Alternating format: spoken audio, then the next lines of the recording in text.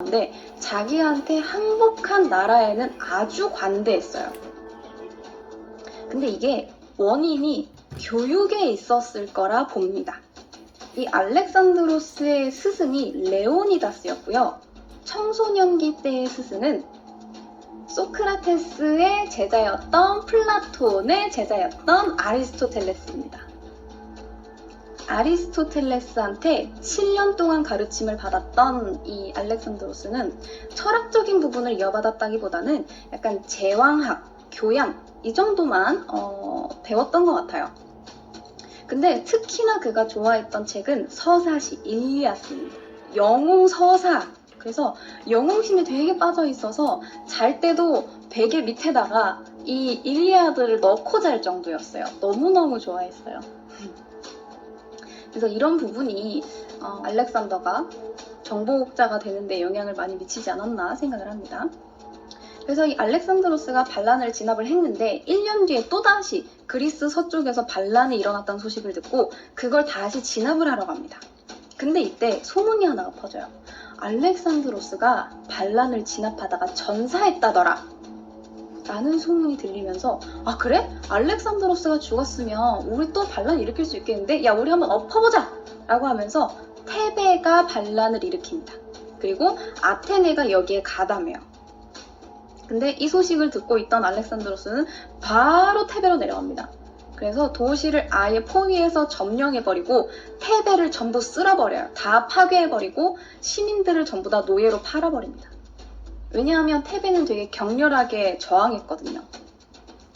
하지만 이것을 본 아테네가 무조건 항복을 했기 때문에 아테네에는 또 관대했어요. 이쯤 되면 약간 반란을 진압하면서 반강제적으로 정복왕이 되어가는 느낌이에요. 어쨌든 이렇게 돌아다니면서 반란을 진압하고 남하를 하고 페르시아를 격파를 하고 항구 도시를 점령을 하고 그 와중에 그 유명한 고르디우스의 매듭을 풀게 됩니다. 이 고르디우스의 매듭은 테르미소스의 신탁에 내려오는 건데 테르미소스의 우마차를 타고 오는 자가 왕이 될 것이다 라는 신탁이 있었는데 마침 시골 농부였던 고르디우스와 그의 아들 미다스가 우마차를 타고 테르미소스 성에 이렇게 들어오게 됩니다. 그러니까 시민들이 우마차다! 왕이다! 이렇게 한 거예요. 너무나 어처구니가 없지만 당시에는 그랬습니다. 그렇게 고르디우스의 아들 미다스가 왕이 되었고 이후 미다스는 자신과 아버지가 타고 들어온 우마차를 제우스에게 바치는데 신전 기둥에다가 이거를 완전 복잡한 매듭으로 막 묶어놓은 거예요. 그래서 이후 이 고르디우스의 우마차 매듭을 푸는 자가 아시아의 왕이 될 것이다 라는 전설이 내려져 오고 있었는데 이 알렉산드로스가 프리기아로 진군을 하다가 이곳에 도착을 해서 매듭 전설을 듣습니다. 또 갔지. 우리 알렉산드로스는 이런 거 좋아하니까 갔어요. 그래서 매듭을 막 열심히 풀고 있는데 아무래도 못 풀겠는 거야. 그래서 빠개치니까 칼을 뽑아들고 매듭을 탁 하고 내리쳐서 풀어버립니다. 그렇게 아시아의 왕이 되죠. 물론 이것도 전설이고요. 바늘 같은 걸로 해서 매듭을 풀었다는 이야기도 있어요. 하지만 우리가 알고 있는 건 칼로 끊었다는 이야기죠. 이호그는 24살에 페르시아의 지배를 받고 있던 이집트로 남하를 해서 농성하는 도시 시민들을 또다시 노예로 팔아버리고 그 도시 사령관을 전차에 매달아서 죽을 때까지 자갈밭에 끌고 다닙니다. 그런데 이 와중에 대도시였던 예루살렘이 알렉산드로스의 즉각 항복을 합니다. 이건 알렉산드로스가 무서웠다기보다는 당시 정복을 하고 있던 페르시아에 대한 이집트의 반감이었을 거예요. 그래서 이집트 사람들은 이 성문을 활짝 열어젖히고 알렉산드로스를 해방자라고 부르면서 반겼습니다. 덕분에 그리스인이었던 알렉산드로스는 이집트로 넘어와서 이집트의 왕, 파라오가 됩니다. 거기다가 전설에 따르면 이 알렉산드로스는 사막으로 가서 위대한 이집트의 신인 아몬의 신탁을 받았다고 전해져요. 근데 이 아몬이 사실 너는 필리포스 2세의 아들이 아니라 내 아들이다! 이러면서 갑자기 출생의 비밀을 빠밤 하고 풀어버리더니 파로스 섬이 있는 곳으로 가서 위대한 도시를 세워라 라고 이야기를 했대요. 그렇게 기원전 331년 알렉산드로스 대왕이 도시 알렉산드리아를 세우게 됩니다. 기록에 따르면 알렉산드리아는 직사각형으로 생겼대요. 직사각형인데 긴 쪽이 경기장 30개 정도의 길이고요. 짧은 쪽이 경기장 7개에서 8개 정도의 길이에요. 이 단위를 스타디아라고 부르는데 1스타디아가 185m 정도 된다고 합니다. 그래서 이 알렉산드리아는 한쪽으로는 지중해를 맞닿아 있고 한쪽으로는 호수를 접해 있어요. 그렇게 알렉산드리아를 건설을 하고 6개월 뒤에 알렉산드로스는 또다시 이집트를 떠나서 원정을 갔고요. 기원전 323년 갑자기 사망합니다. 이것이 알렉산드로스의 정복 루트예요. 지금 우리가 봐야 할 건 여기 있죠. 알렉산드리아 있죠. 알렉산드리아를 여기 보면 요 밑에 뭐라고 적혀 있어요. 프톨레마이오스 왕조라고 적혀 있습니다. 이것은 알렉산드로스가 사망하자 알렉산드로스가 가장 신임했었던 장군 중 한 명인 프톨레마이오스에게 이집트가 넘어가면서 프톨레마이오스 왕조가 시작이 된 거예요. 이때부터 프톨레마이오스 왕조가 시작이 되어서 그의 후손들이 이집트를 지배를 하게 됐는데 이제 시작이에요. 이 프톨레마이오스 1세는 알렉산드리아를 수도로 정하고 알렉산드리아가 문명, 지식, 학문의 중심지가 되길 원했어요. 그래서 항상 뛰어난 학자들을 자기 주변에 뒀다고 합니다. 그러면서 알렉산드리아의 도서관을 하나 짓게 되는데 여기에 도서관을 지은 이유는 물론 수도니까 상징적인 이미지도 있겠지만 지중해나 파로스 섬도 있고 나일강도 가까웠기 때문에 지중해 연안에 있는 거의 모든 도시와 문화 교류가 이루어지는 곳이었기 때문이에요. 그 알렉산드리아 안에 정확하게 어디에 위치해 있는지는 모르지만 항구 근처 마을 혹은 왕궁 근처였을 것으로 추정이 됩니다. 그리고 아리스토텔레스의 제자 데메트리우스에 의해서 최초로 조직이 되기 시작했는데 본관은 브루케이움이라고 불렀고 별관을 세라피움이라고 불렀습니다. 그리고 이게 근처에 무세이온이라는 연구기관 같은 게 있었어요. 원래 있었던 거예요. 그게 더 큰 거야. 무세이온이라는 학당이 있었는데 학당 근처에 이 도서관을 지었기 때문에 연구하는 사람들이 뭐 도서관에 와서 보기도 하고 도서관에 있던 사람들이 연구기관을 넘어오기도 하고 이런 식으로 학문적으로 서로 영향을 받도록 만든 거예요. 그리고 이 무세이온은 지금의 박물관을 뜻하는 뮤지엄의 어원입니다. 그래서 이 알렉산드리아 도서관 내부에는 정원, 공동 식사실, 독서실, 강의실, 집회실, 기타 등등 심지어는 그리스의 의학자였던 헤로필로스가 도서관 내부에 의학교를 세웁니다. 이 도서관을 지었던 프톨레마이오스의 목표는 세계에 있는 모든 책을 갖는 거였어요. 그래서 아무런 대가 없이 이 도서관을 후원을 했어요. 왕가에서 도서관을 후원한 거예요. 덕분에 도서관은 체계적으로 운영이 되었고 뭐 신간도서 들어온 건 따로 분류하고 뭐 카테고리 나눠가지고 책을 분류를 하고 이런 식으로 부서가 따로 존재했어요. 책을 관리하는 부서.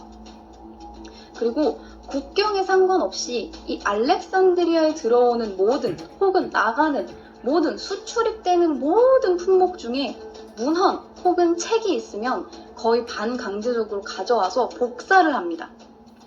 그리고 도서관에 복사본을 보관하고 원본은 주인한테 다시 돌려줬어요. 이거를 무역의 중심지였던 알렉산드리아에서 했으니까 얼마나 많은 책이 모였겠어요. 매일매일 어마어마한 양의 책이 밀려 들어왔고 사서들은 맨날 책을 분류를 하고 배치를 하고 책이 늘수록 방문객이 늘었고 방문객이 또 책을 가져오면 그 책을 또 복사해서 또 책이 늘고 그럼 또 방문객이 늘고 이런 식이에요. 그래서 책이 몇 권인지는 상당히 의견이 분분합니다. 50만 권 이상이라는 주장도 있고요. 70만 권 이상이라는 주장도 있고요. 100만 권 이상이라는 주장도 있어요. 근데 이게 정확하게 몇 권인지 세기가 참 애매한 게 파피루스 두루마리로 만들었단 말이에요. 그러니까 여러분들 이렇게 보는 책이 아니라 쫙 펼쳐보는 거예요.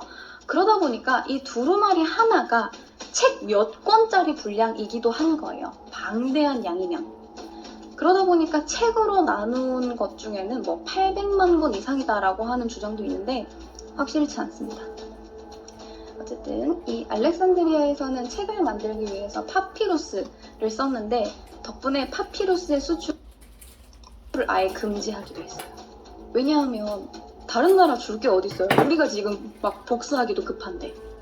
그죠? 이렇게 책이 모이고 책이 있으니 학자가 모이고 학자들이 모이니까 연구를 하고 아까 말했다시피 의학교도 생기고 원래 의학교라고 하면 보통 해부 같은 것도 좀 해야 되잖아. 근데 이게 원래 그리스에서는 금지되어 있었단 말이에요. 근데 여기가 어디예요? 이집트예요. 이집트 하면 뭐가 생각나요, 여러분? 미라 생각나죠. 코로 뇌를 뽑아내는 곳이에요. 아무렇지 않게 해부를 할 수 있어요. 그래서 여기에서 의학도 많이 발전을 했고요. 기하학의 창시자라고도 하는 유클리드 역시 이 알렉산드리아 도서관에서 연구를 했고 관련된 책도 여기에 상당히 많았다고 합니다. 중간에 프톨레마이오스 1세가 사망하고 프톨레마이오스 2세가 파라오가 되면서 알렉산드리아 도서관은 전성기를 맞게 됩니다. 이 도서관, 박물관을 발전시키는 것 외에도 프톨레마이오스 1세 때 시작했던 등대를 프톨레마이오스 2세 때 완공을 합니다. 이 등대는 여러분들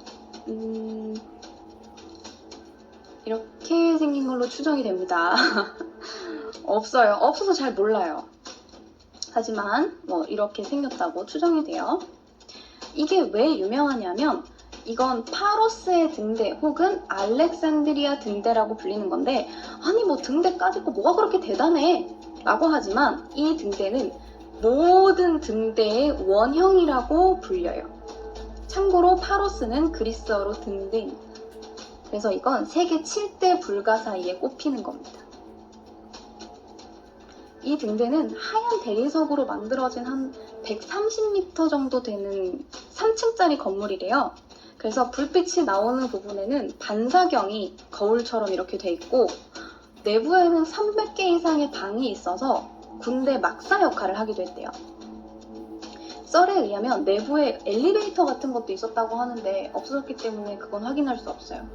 그리고 이 등대의 불빛이 43km 밖까지 보일 정도로 아주 밝았다고 합니다. 이 위대한 등대를 완공한 프톨레마이오스 2세 때 수많은 학자들이 대도서관을 거쳐갔는데 이때 수학, 천문학, 물리학, 자연과학, 기타 등등 모든 과목들에 대해서 새로운 연구 결과들을 보유하게 됐습니다. 이때 있었던 학자들 이야기를 잠깐 해보면요.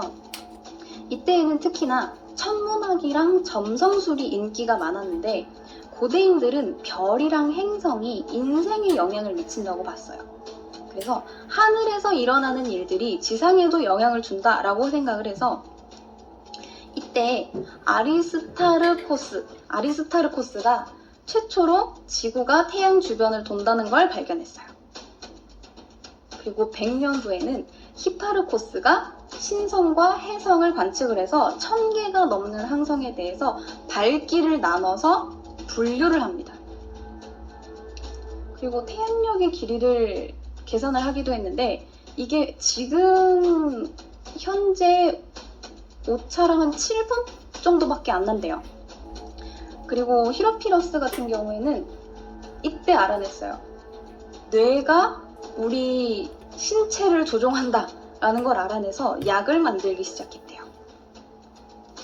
그리고 에라토스테네스라는 사람인데요. 이 사람은 지구의 둘레를 측정해낸 최초의 인물이에요.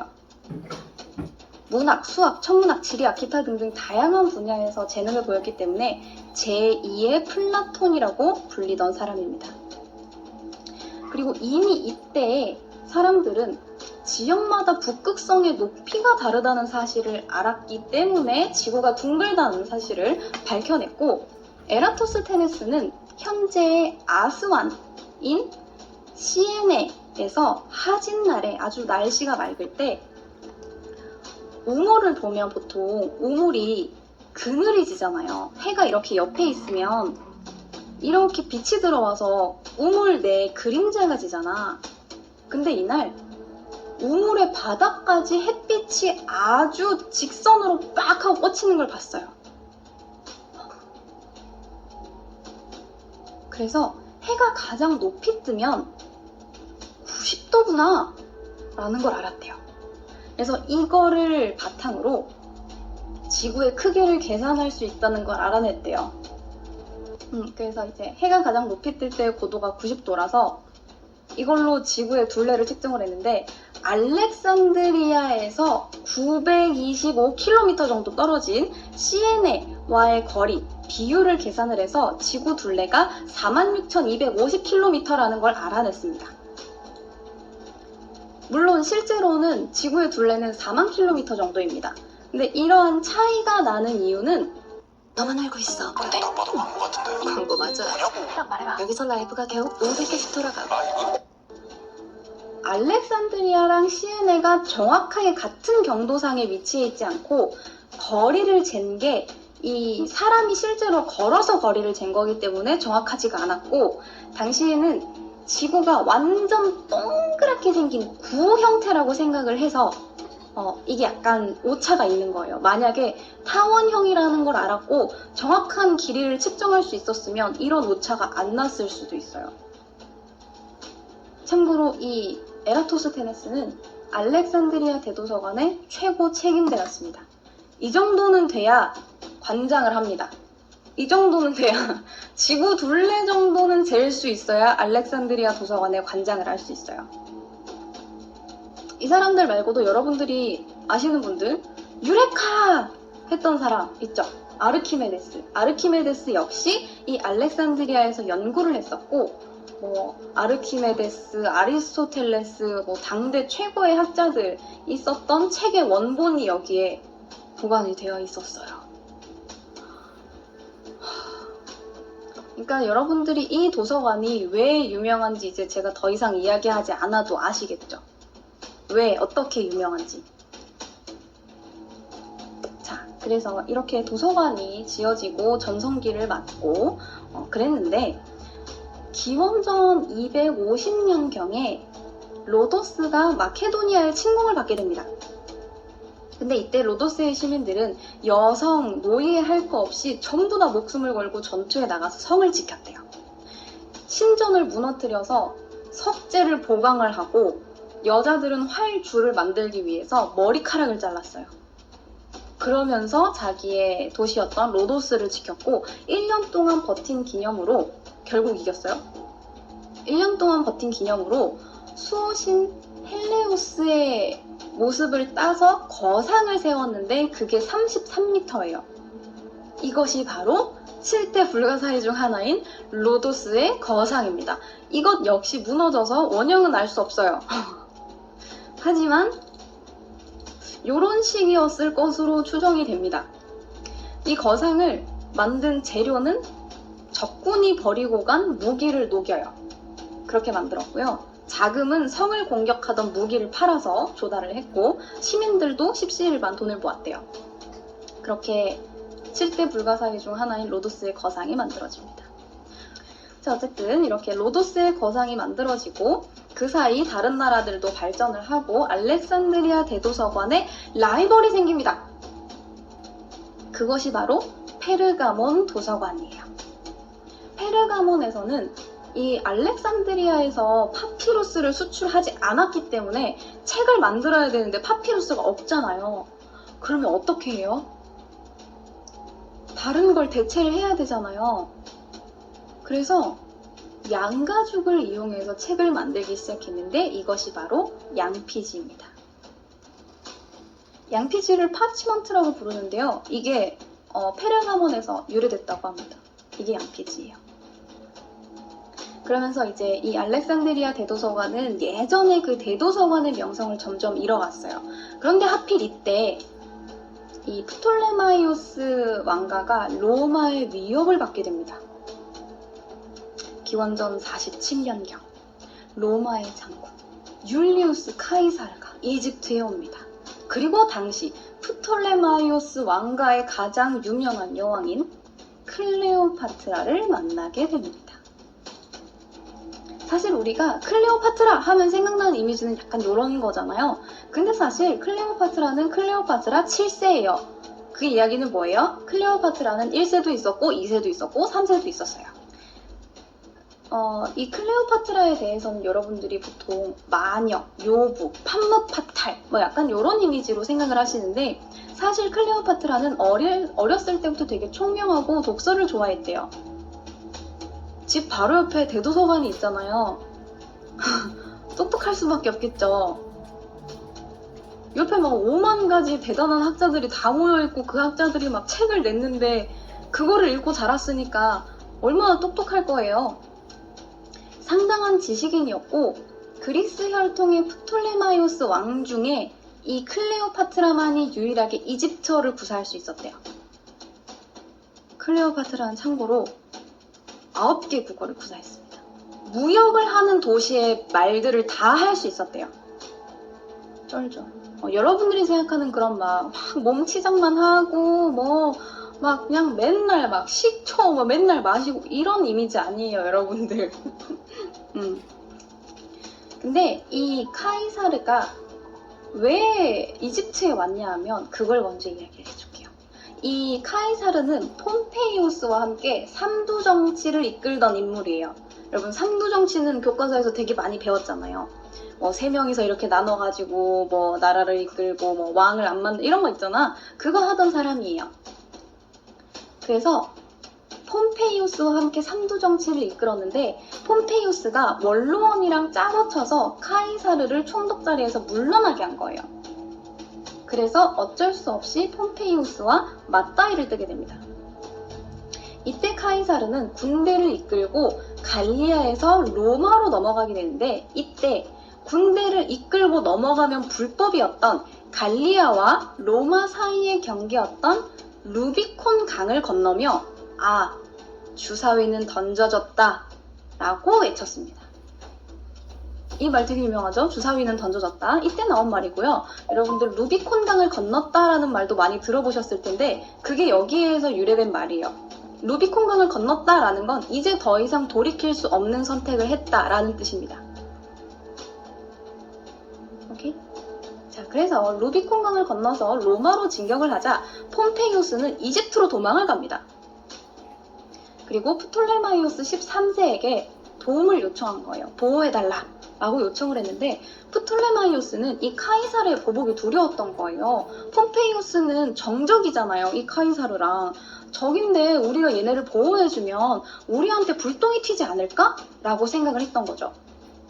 그래서 이 폼페이우스의 목을 뱁니다.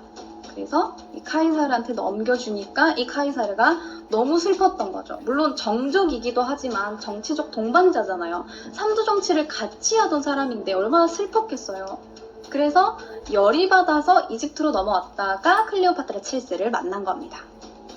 이때 전설에 따르면 카이사르한테 융단 선물이 왔는데 융단을 쫙 풀러보니까 그 안에 클레오파트라가 짠 하고 있었다는 그런 이야기 여러분들 아시죠? 네, 그런 이야기입니다. 어쨌든 이유야 어찌되었든 카이사르는 클레오파트라에게 푹 빠져 있었던 것으로 추정이 됩니다. 당시 카이사르의 나이는 52세, 클레오파트라의 나이는 21세. 나이가 뭐가 중요하겠어요? 그죠? 어찌되었든 클레오파트라는 카이사르의 연인이 되어서 남동생이자 남편이자 정치적 경쟁자였던 프톨레마이오스 13세를 없애버립니다.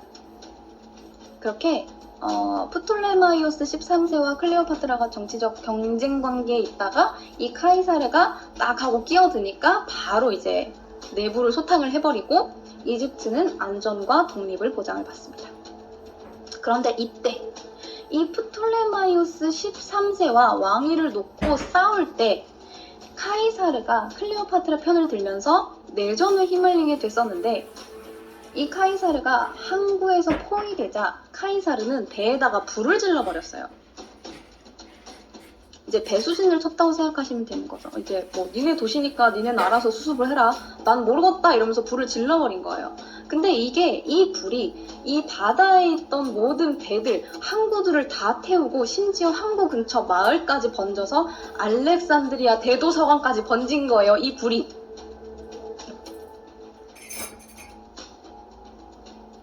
이 불로 인해 문서 창고에 있었던 문서 일부가 소실됩니다.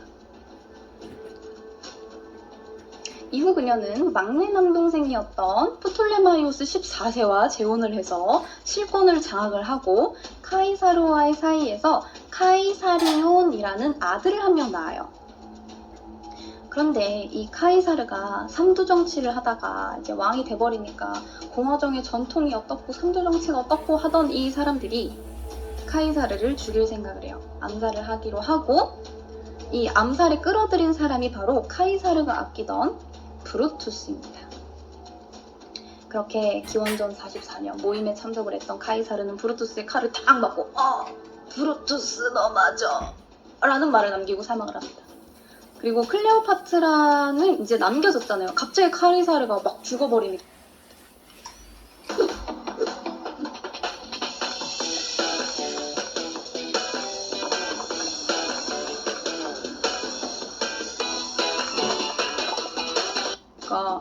이제 이 클레오파트라가 남겨졌는데 내 아들이잖아. 이 둘 사이에 낳은 아들이잖아. 그럼 우리 아들한테 뭔가 있어야 될 거 아니야. 근데 유언장에 내 관련된 말은 단 한마디도 없어요. 클레오파트라에게 왕위를 넘겨준다든가, 뭐 클레오파트라와 난 사이에 카이사리온을 뭐 내 후계로 정한다 라든가 이런 반구도 없는 거야. 그러니까 클레오파트라가 빵이 칩니까 않습니까? 배신감을 느끼죠. 게다가 프톨레마이오스 14세 역시 젊은 나이에 요절을 합니다. 그래서 클레오파트라는 아들이었던 카이사리온을 프톨레마이오스 15세로 세웁니다. 자, 그리고 기원전 41년 2차 삼두 정치의 선두였던 마르쿠스 안토니오를 만나게 됩니다. 당시 로마는 카이사르 이후에 안토니우스파랑 옥타비아누스파 두 파로 나뉘어져 있었는데, 클레오파트라는 이집트를 위해서 이제 계산을 하고 있었던 거예요. 옥타비아누스가 나을까 안토니우스가 나을까, 카이사르는 잘했는데 괜히 이거 암살을 당해가지고 이걸 어떻게 해야 되나를 고민을 하다가 결국 안토니우스를 선택을 합니다. 그리고 이 안토니우스와 클레오파트라 사이에서 알렉산드로스 헬리오스라는 아들과 클레오파트라 셀레네라는 딸 한 명을 낳았어요. 아들 하나, 딸 하나를 낳고 이번에는 정당하게 요청을 합니다. 야, 나 이제부터 정부 안 할 거야. 결혼해! 결혼하고 우리 애들 후계자로 지명해. 안 그러면 나 너 이집트 가 그냥! 이라고 한 거죠. 그러니까 이제 이 안토니우스가 처자식을 버려요. 로마에 있던 처자식을 버리고 클레오파트라의 손을 들어줍니다. 그렇게 이때까지만 해도 클레오파트라는 로마와 이집트를 아우르는 대제국, 우리 딸아들이 나라를 다스리는 이러한 대제국을 꿈꿨겠지만 하필 이 안토니우스가 전쟁에서 지게 되죠. 어쨌든 전쟁에서 지기 전에 이 안토니우스는 클레오파트라에게 선물을 줬는데, 선물이 뭐냐면, 기억하세요? 카이사르와 내전을 벌일 때 이 알렉산드리아 대도서관에 있던 문서 일부가 불에 타서 소실됐다고. 이걸 보상해주고 싶었던지 환심을 사고 싶었던 건지 이 안토니우스가 페르가몬 도서관에 있던 스크롤들, 문서들 20만 장을 선물해줬다고 합니다. 이렇게 잘 나가는데 이 안토니우스가 하필이면 악티움 회전에서 처참하게 발리고 옵니다. 처참하게 발리고 와서 클레오파트라 내 사랑 하고 그냥 꽥 하고 죽어버린 거죠. 그러니까 이제 클레오파트라는 이제 줄을 잘못 탔구나 싶은 거죠. 옥타비아누스 군대가 쳐들어오면 우리는 어떻게 막을 방법은 없고 능욕을 당하느니 차라리 죽어버리자 라고 생각했던 클레오파트라는 독사를 가져와서 이제 가슴을 팍 하고 물린 다음에 사망했다라는 이야기가 있어요. 물론 이것도 썰이에요. 자살을 했다. 독사에 물려서 자살을 했다라는 썰이 있고, 음독 자살을 했다라는 썰이 있고, 동반 자살을 했다라는 썰이 있고, 옥타비아누스가 살해를 해놓고 자살로 위장을 했다라는 이야기가 있어요. 어떻게 죽었는지는 잘 모르겠지만 어쨌든 클레오파트라는 자살한 걸로 마무리. 그리고 이집트를 통치했던 프톨레마이오스 왕조는 이 클레오파트라를 마지막으로 왕조가 막을 내립니다. 자, 근데 왕조가 막을 내렸다고 도서관이 무너지나요? 그건 아니잖아요. 아니, 그러면 도서관은 왜 없어진 걸까? 이거에 대해서도 의견이 분분합니다. 기원전 30년, 프톨레마이오스 왕조가 끝나면서 알렉산드리아는 로마의 속국이 되었고, 아우구스투스가 로마 최초의 황제가 되면서 로마인들은 그리스인들보다는 학문에 관심이 없었단 말이에요. 따라서 이 도서관에 대한 지원이 좀 많이 뜸해졌겠죠. 아니, 그 전에 프톨레마이오스 왕가에서는 정말 아낌없이 지원을 해줬잖아요. 근데 이제 로마는 그렇지가 않으니까 이게 좀 차이가 날 수밖에 없고, 하지만 이 알렉산드리아 대도서관이라는 명성이 있지 않습니까? 그래도 꾸준히 학자를 배출해내던 이 도서관은 서기 200년경 여러 번의 침략으로 차츰차츰 황폐화가 되었다고 해요. 서기 400년쯤 되자 이교도가 금지가 되면서 기독교가 로마의 공식 종교가 되었단 말이에요. 그러면서 이 이교도 학자들이 거리에 내몰려서 죽임을 당했고, 다른 종교의 상징물들 역시 파괴됩니다. 물론 무세이용과 이 대도서관 역시 이교도의 상징물입니다. 따라서 보호를 받을 수가 없었어요. 616년경에 알렉산드리아는 페르시아의 손으로 넘어가게 되었고, 이때 알렉산드리아 도서관이 거의 완전히 파괴되었다라고 보는 사람들이 많아요. 아랍인들은 알렉산드리아 도서관 책들이 이슬람 종교에 위배된다고 생각을 해서 전부 다 태워 없애야 된다라고 생각을 했어요. 때문에 이때의 대도서관에 문서들이, 아주 많은 문서들이 소실되었다라고 추정이 됩니다. 하지만 아직까지도 정확하게 어떻게 알렉산드리아 대도서관이 파괴되었는가, 문서가 없어졌는가는 잘 모르고, 그냥 몇 가지 흔적, 유적처럼 남아있는 이것들, 혹은 뿔뿔이 흩어져 있는 이 문서들을 토대로 추정만 하고 있을 뿐입니다. 이게 이제 최근에 발견된 알렉산드리아 대도서관에 있었을 것으로 추정이 되는 문서입니다. 이게 도서관의 내부로 추정되는 사진들이에요. 이런 식으로 스크롤을 보관을 하는 거예요. 여러분들이 지금 알고 있는 책처럼 이렇게 다다다다 꽂혀 있는 게 아니라 스크롤로 둥글게 말아서 이런 식으로 꽂아놨던 겁니다. 그리고 사서들이 이걸 하나하나 분류를 했던 거죠. 이렇게 알렉산드리아 대도서관은 아예 흔적조차 없이 사라져버렸어요. 자, 이렇게 오늘의 컨텐츠 마무리하도록 하겠습니다. 여러분 수고하셨습니다.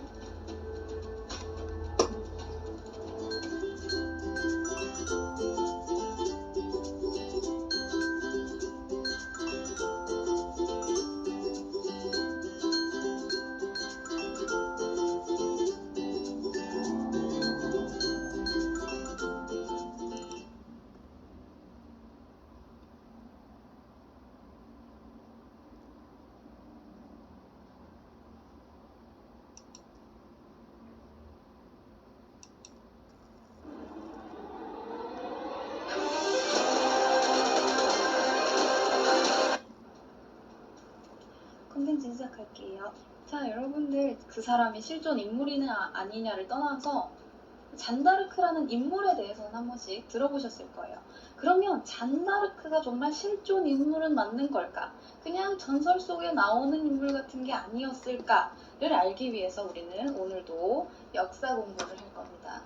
잔다르크가 왜 혜성처럼 나타나서 무슨 공을 세웠길래 여전사로 불리며 지금까지도 기억이 되고 있는지, 어떤 업적을 세운 건지 당시 상황에 대해서 우리는 알아야 됩니다. 근데 여러분들의 생각보다 조금 복잡해요.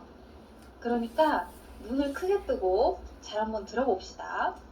옛날 아주 먼 옛날 1337년쯤 중세 유럽에는 유럽의 두 강대국이었던 프랑스랑 영국이 전쟁을 벌이고 있었습니다. 전쟁이야 뭐 맨날 뻔질나게 하는 거 특별할 거 있겠습니까? 하지만 이 전쟁은 다들 들어보셨을걸요? 바로 백년 전쟁입니다.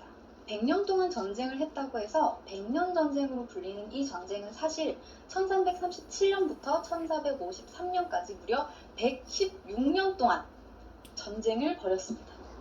물론 지속적으로 싸운 게 아니라 단속적인 전쟁이었어요. 싸우다가 휴전, 싸우다가 휴전, 싸우다가 휴전. 잠깐씩 싸운 겁니다. 물론 그게 휴전이라고 하기에는 좀 우리 휴전합시다 또 아니었어. 그냥 쟤도 어쩔 수 없이 안 싸울 테니까 우리도 잠깐만 쉬어볼까? 하면서 눈치 보는 정도? 싸우다가 쉬고 하는 이 전쟁은 유럽의 역사상 가장 처절했던 전쟁으로 불립니다. 이 처절했던 백년 전쟁의 시작은 아주 미미했어요. 당시 유럽에는 플랑드르라는 지방이 있었습니다. 이 지방은 프랑스 영토에 있었지만 영국의 지배를 받는 지역이었어요.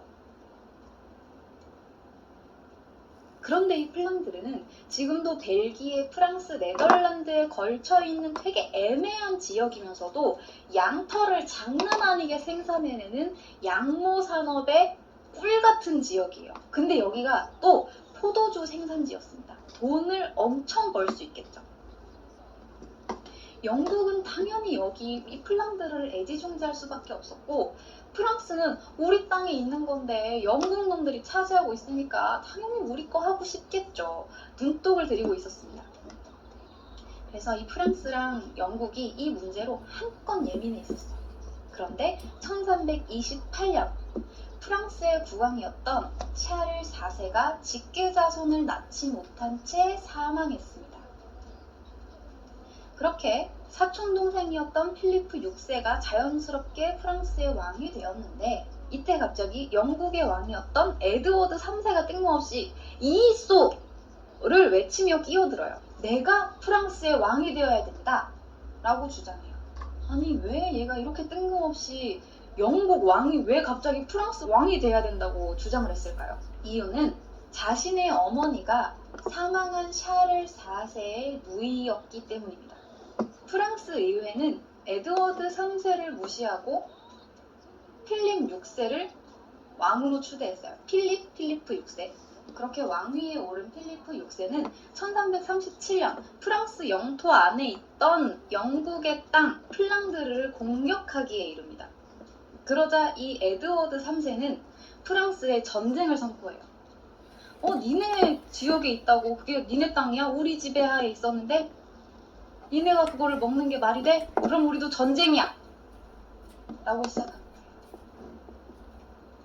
그래서 사촌들 간의 싸움이 프랑스의 발루아 왕가와 영국의 플랜테전의 왕가가 싸운 백년전쟁이 되어버립니다. 이게 백년전쟁의 간단한 시작이에요. 여러분 다 이해하셨나요? 자, 자세히 알아봅시다.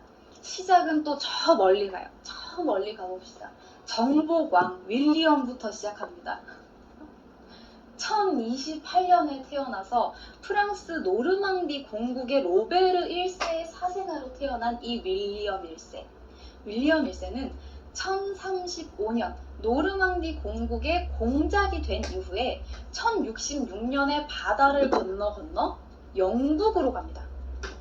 그리고 영국을 침략해서 헤이스팅스 전투에서 해롤드 2세를 죽이고 잉글랜드의 왕이 된 인물이에요. 그래서 정복왕 윌리엄입니다. 이해하셨습니까? 그렇습니다. 윌리엄은 프랑스의 귀족이면서 영국의 왕인 인물이에요.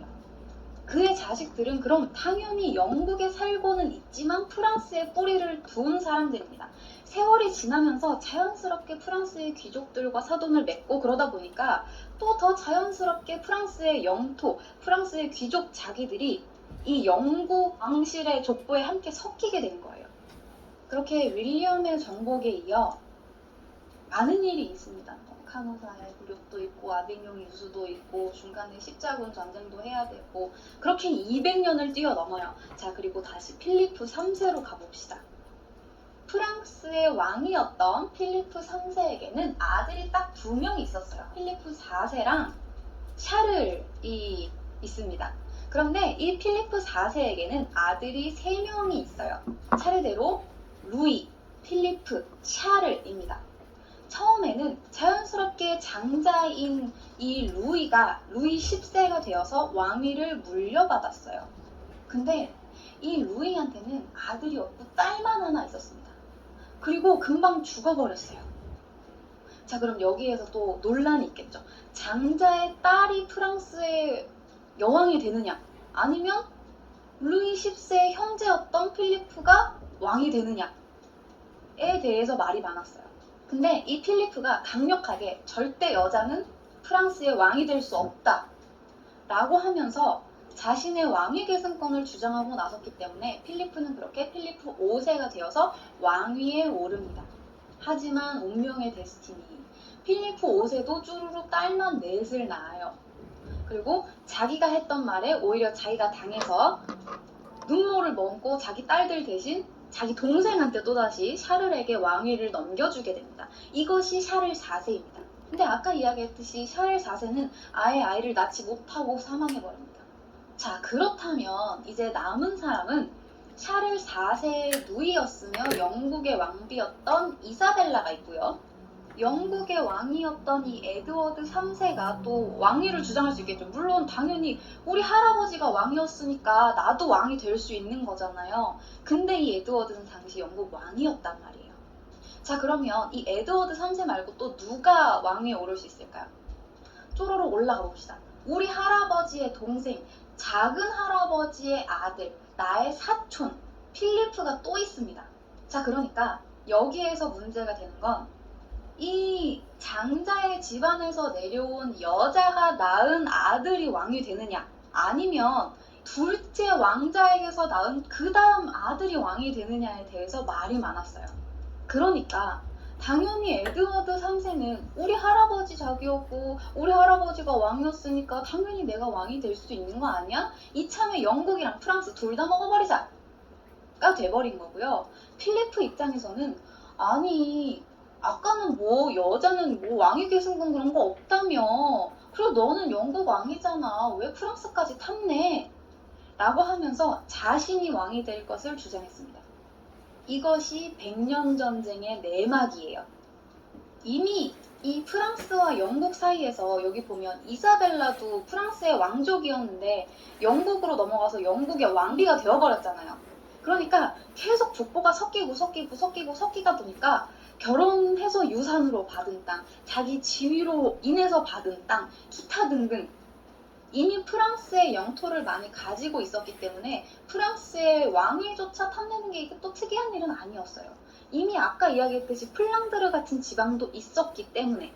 자, 그렇게 그냥 플랑드르에서 시작해버린 전쟁이 100년 전쟁이 돼서 본격적으로 전투에 나섭니다.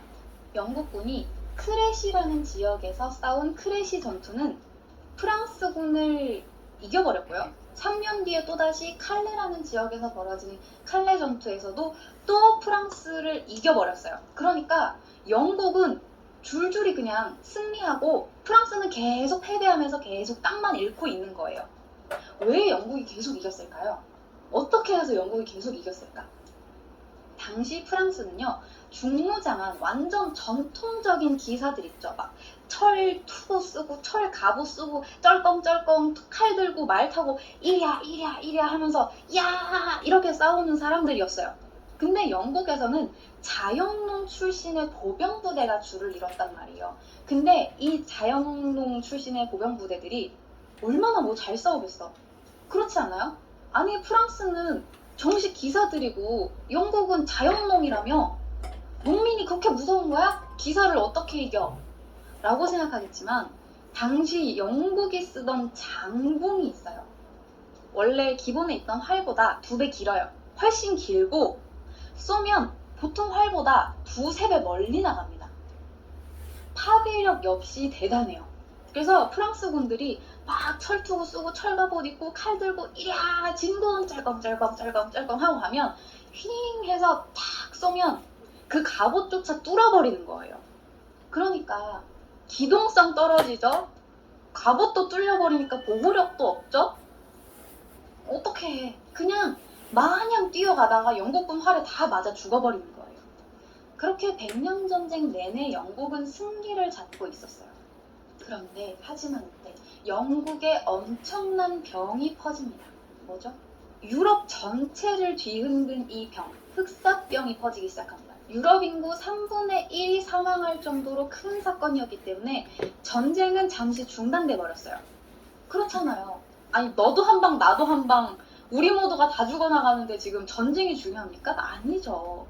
전쟁이 잠깐 중단됩니다. 야 우리 휴전하자 이게 아니에요. 그냥 눈치를 싹 보다가 쟤네들도 싸울 상황이 아니구만.